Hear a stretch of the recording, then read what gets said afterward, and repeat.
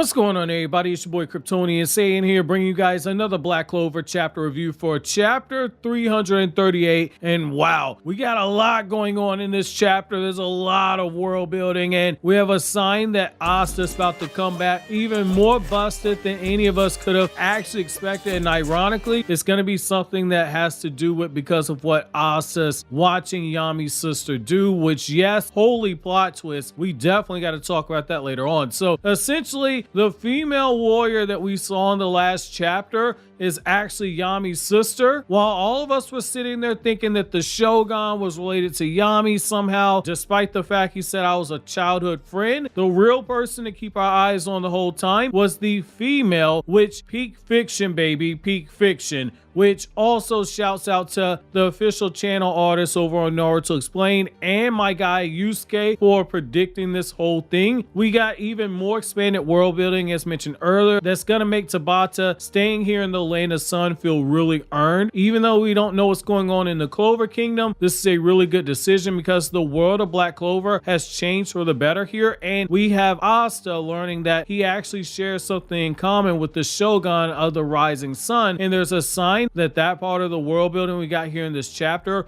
was foreshadowed way back when Yuno first popped up with the wind spirit. So now that we got my initial thoughts out of the way, let's back things up and let's dive into the review. So the chapter opens up with our boy Asta speaking to the Shogun of the Rising Sun, and Asta gets told that this title is very similar to what the Wizard King is in the Clover Kingdom. Now, I love this decision by Tabata because this is a brilliant use of world building while also keeping it simple. We're given new information while also being given something that we're already familiar with to anchor it to, which allows us to not waste any time with the explanation beyond the bare bones of this, and anything extra revealed later on can be done over time. That's also when Asta says to the Shogun, like, that's cool and all, but you don't really look that strong to me. I don't sense any mana inside of you. Can you even magic, bro? And are you really that guy that you're claiming to be? Which we get confirmation in the chapter that Asta was right. He doesn't have any magic. However, this is where Asta does learn a very valuable lesson. When you're in a foreign country, be very careful what you say, especially who you say it to, because something you might not mean to be offensive can be taken as being offensive. Like in some countries, leaving a tip can be seen as being offensive. That's basically what leads to Yami's sister going off on Asta. This is when the story takes a bit of a shift and we see Asta being shown around the area, and that's when Tabata gives us more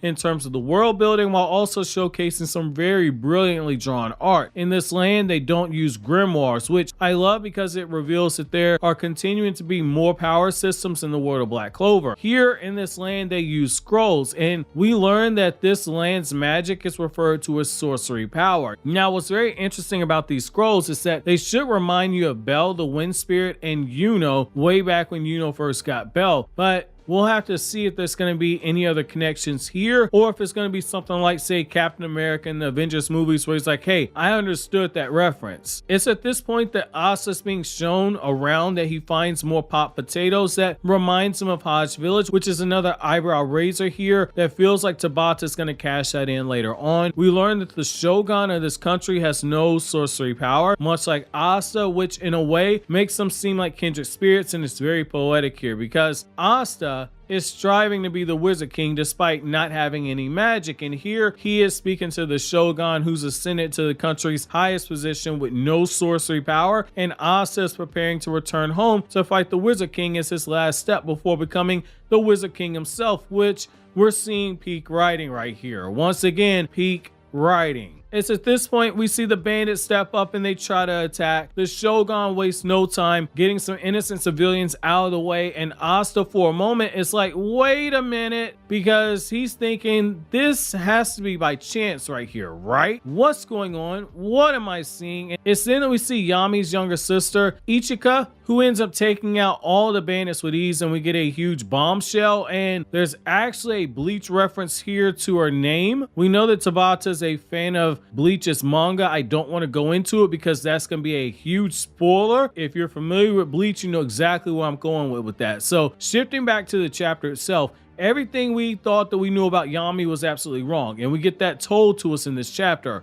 Yami is actually his last name, which makes a lot of sense now. Yami Sukihiro. Yami is from a country modeled after Japan. In Japanese, the surname comes first. Yami's first name is Sukihiro. His last name is Yami, but due to him being a foreigner and the people in the Clover Kingdom not knowing any better, the moment they heard Yami give his name, they just assumed that, oh, okay, Yami's his first name. This makes even more sense when you kind of look at it and realize that it's kind of a reflection of Western cultures, which have a tendency to view the world through an Eurocentric or an Americentric scope. Tabata just trolled us the entire time here, and I love it because of how brilliant this reveal is. Once again, it's pulling from stuff in the past in order to explain the present. Even crazier is the fact that Asta's likely realizing this immediately because he's hearing the people chant Yami's sister's name and they're calling her Yami Dano, which is going to be another bomb that's going to be dropped on Asta. But what's even more impressive about this moment is that Yami's sister is a more than capable fighter herself, and just as Asta learned ki from Yami, there's a potential for Yami's sister to train Asta as well, making him come full circle here, and the expression surpass your limits now takes on a whole new meaning because Asta is being set up to literally surpass his teacher in not just knowledge but also power when it comes to ki. But most importantly, the knowledge of ki itself. We also learned that Ichika is one of the 7 Ryuzen, or as Viz Media is likely going to translate it on Sunday, they're likely going to say she's one of the 7 dragons, which likely means that there's going to be more than one person for Asta to train under. And the irony here is that Asta training under all these people is going to be much like the training in the Heart Kingdom, where Laura Pesca had the Clover Kingdom mages training with her elites in the Heart Kingdom in order to level up. But this time, Asta gets a red carpet rolled out for him as the main character, which means the power buff we're about to see is going to be absolutely insane. Do not discount the possibility for Asta to learn that there are more ways to utilize ki than what Yami just taught him, especially if it gets revealed that there are things about ki that Yami himself didn't know due to Yami leaving his homeland at such a young age, like for instance, more uses than just sensory purposes. The ability to raise ki 10 to 20 times shouldn't be off the table here at all, especially when you look at how using ki for, say, attack purposes could be something that Asta undergoes as training to use ki as a true master for attack, or find a way to use ki to buff up those already gigantic muscles on Asta's dwarf-sized body. Now, another thing that should stand out from this chapter is that it links us all the way back to Yami's first meeting with Asta in a very beautiful way when you look at it. So remember how Yami was the only one to look at Asta who had no magic and basically said, fuck it, I'll take a shot on this shrimp if nobody else will. It was more than just Yami rolling the dice on someone who was out of place, a black sheep if you will, and putting him in a band of misfits. No, this was likely due to the fact that Asta reminded him of his good childhood friend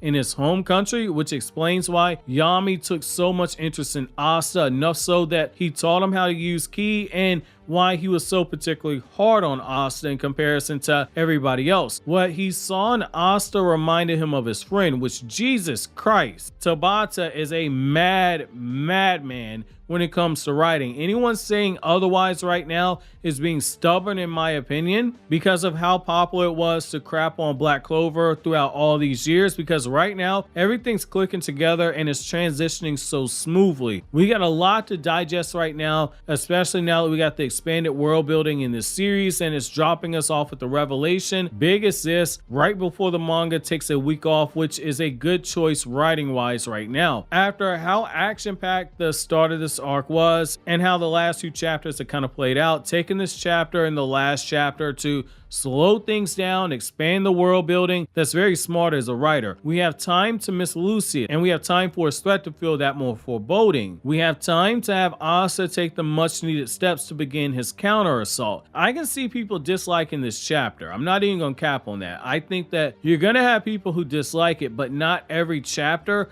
needs to be a hype chapter, just like not every anime episode you watch needs to have Sakuga in it in order for it to be considered to be a good episode. Personally, I'm happy with what we got in this chapter. So my question for you guys is, how do you guys feel about the Yami reveal? And do you agree that the reason why Yami was how he was with Asta is because he reminded him of the Shogun of his country? While you think that over, consider watching these other videos you see on the screen right now.